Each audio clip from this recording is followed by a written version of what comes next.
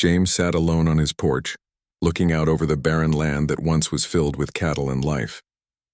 Now the land was dry, the sun was too hot, and the wind blew dust across everything in sight. His ranch was failing. Every morning he'd wake up to find that more cattle had gone missing, and when he could find them, they were too weak to sell. The rustlers had been taking more than just his livelihood. They were taking his hope. He had been working this ranch for over 20 years, building it from nothing. The years of hard labor had worn him down, but it had always been worth it. Until now. The drought, the rustlers, the constant struggle. Everything seemed to be going wrong.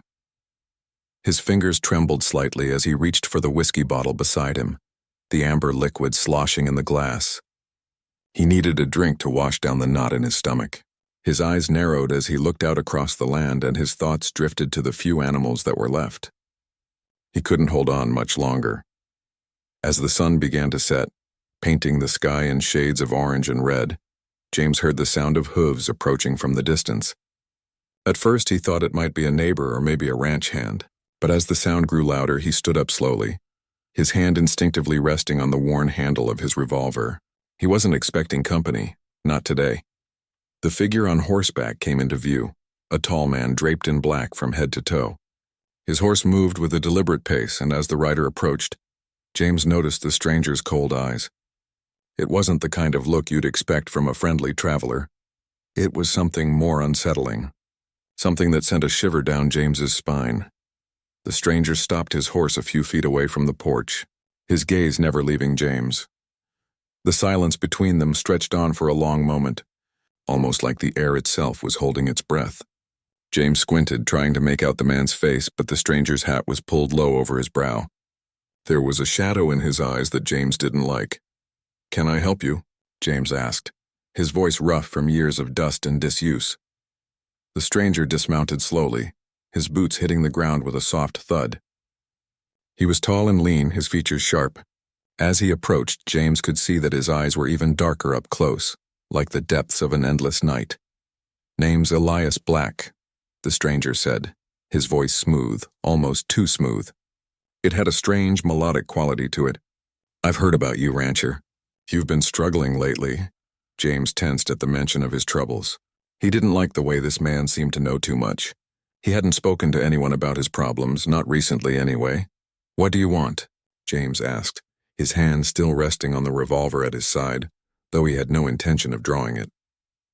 He wasn't one for violence, but he was certainly ready if it came to that. Elias didn't seem threatened by the gesture. In fact, he looked almost amused. "I'm not here to cause trouble. I'm here to offer you a solution. You've been struggling, haven't you? Your land is dying, your cattle are gone. I can give you a way out." James narrowed his eyes, sizing the man up. "And what do you want in return?" Elias smiled, but it wasn't a kind smile. It was a smile that felt wrong. "Nothing much. Just a simple agreement. You give me something and I'll give you everything you need. Your ranch will thrive again. You'll have all the cattle, all the land, all the wealth you could ever ask for." James shook his head. "I've heard that kind of talk before." "You're just another scam, aren't you?" Elias's expression didn't change. "Not a scam, rancher, a deal that could save you." James took a step back, crossing his arms over his chest. He didn't trust this man, not one bit. But as he stood there, the weight of his years of struggle pressing down on him, a small voice inside his head told him to listen. He wasn't in a position to turn down help, even if it came from the devil himself. "What's the catch?" James asked, his voice low. Elias tilted his head, his dark eyes glimmering. "The catch is simple.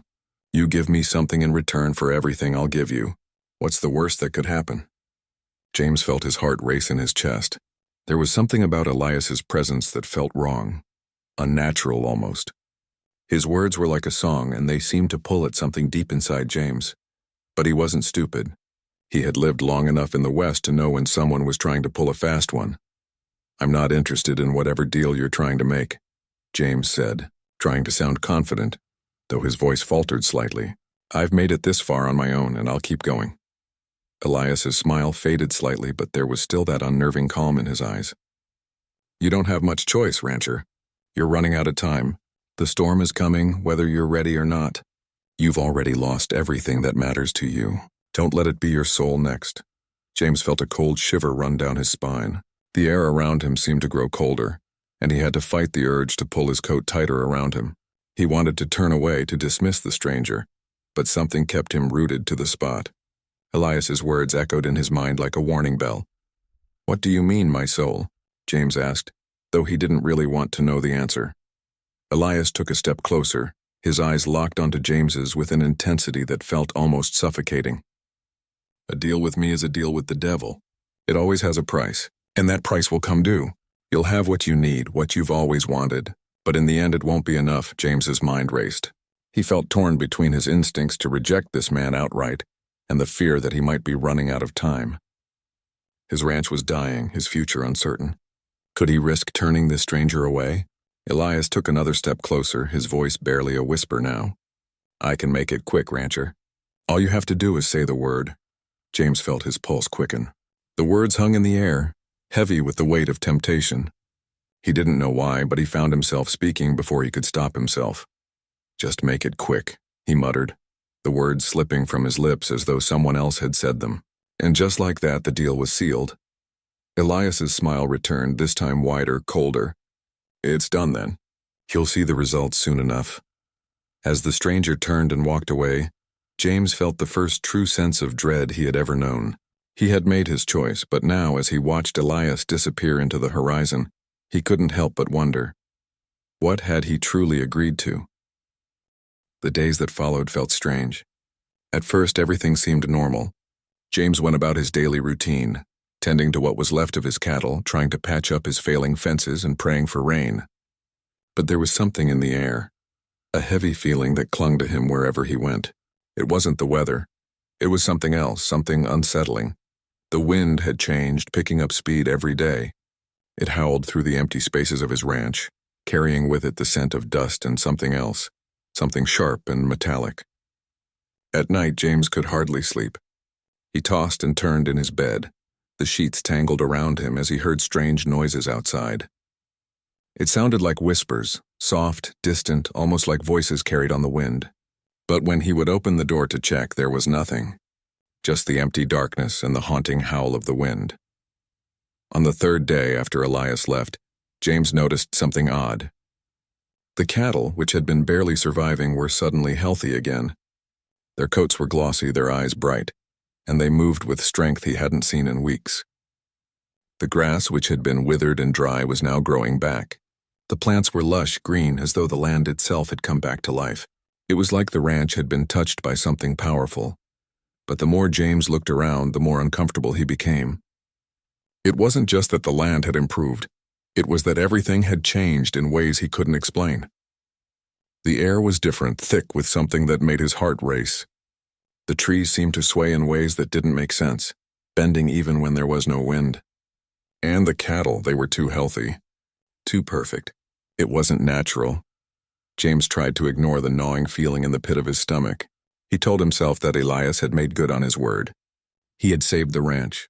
But every time he looked into the eyes of his cattle or touched the grass beneath his boots, he couldn't shake the sense that something had gone terribly wrong. The next evening, Elias returned. It was almost as if he had been waiting for the right moment, watching from a distance until James had seen enough of the changes to start questioning them. He appeared just as suddenly as he had before, stepping out of the shadows like a figure from a nightmare. His horse didn't make a sound as it trotted up to the porch, and when Elias dismounted, he moved with an eerie silence. James was sitting outside staring at the now vibrant land, but he knew Elias was there before he even turned around. "You've seen it, haven't you?" Elias's voice was smooth, like a cold river flowing over rocks. It carried no emotion, just the certainty of someone who knew things that you didn't. James didn't answer at first, but when he finally turned, Elias's dark eyes were locked onto his, piercing right through him. "How did you do it?" James asked, his voice rough from the disbelief in his chest. His mind was racing, trying to put the pieces together. "You made my ranch come back to life, but it doesn't feel right. It's too much." Elias smiled, the corners of his lips curling in a way that was almost cruel. "It's what you wanted, isn't it? You said you wanted a way out, rancher. You wanted to save your land, and now you have it. All you had to do was ask." James shook his head, his heart hammering in his chest. "No, this is wrong. I didn't know what I was asking for." I didn't know what the cost would be. Elias's smile didn't fade, but there was a glint of something darker in his eyes. That's always the way of it. People like you don't see the price until it's too late. But the ranch is yours again, isn't it? What more could you want? James swallowed hard, his throat dry. What's the catch, Elias? There's always a catch. The man's smile widened, and for a moment he seemed to grow taller, his presence expanding until it felt like the very air around them was suffocating. The catch, rancher, is that nothing comes without a price. And you've already paid yours. James's stomach turned. I don't understand.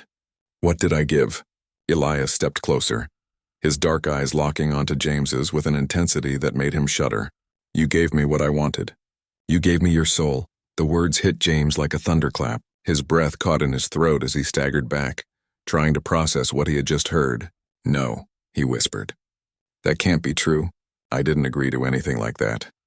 Elias reached out and placed a hand on James's shoulder, the touch cold and unnaturally firm. The deal was sealed the moment you said, just make it quick. When you made your choice, you sold yourself for the chance to save your land. Now your soul belongs to me, and nothing you do can change that. James stumbled backward, the ground beneath his feet suddenly feeling unsteady. His ranch, the cattle, the land, everything wasn't his anymore. It was all part of the deal, and the true cost of that deal was something far worse than he could have imagined. He had been so desperate for a way out that he hadn't stopped to think about the consequences. I didn't know, James murmured, his voice breaking. I thought I was saving my ranch. I didn't think it would cost me everything. Elias's gaze softened, but it was a cold, pitying softness, as if he had heard this same line 1,000 times before. Everyone thinks they're making a simple deal, rancher. But you should know by now, nothing in this world is simple. You'll have your ranch, your cattle, your wealth, but you'll never be free again. James felt the weight of those words pressing down on him, crushing the breath from his chest. He wanted to scream, to fight back, but there was nothing he could do. The deal was made. The consequences were set in stone. How long do I have? He asked, his voice barely more than a whisper. Elias's smile never wavered. How long do you think? Your soul is already mine, rancher, and in time you'll see what that truly means. With that, Elias turned and began walking away, his steps as silent as his arrival. James watched him go, the reality of the situation sinking in. He had been so desperate to save everything he had built that he hadn't thought about what he was truly risking. The ranch was his again, but at what cost? The land had come back to life, the cattle were healthy, and everything seemed perfect on the surface. But deep inside, James knew that nothing was ever as it seemed. The storm was coming, and this time, there would be no escape. As the sun dipped below the horizon, casting long shadows over the land, James was left alone with his thoughts, and the devil's deal that would haunt him for the rest of his days.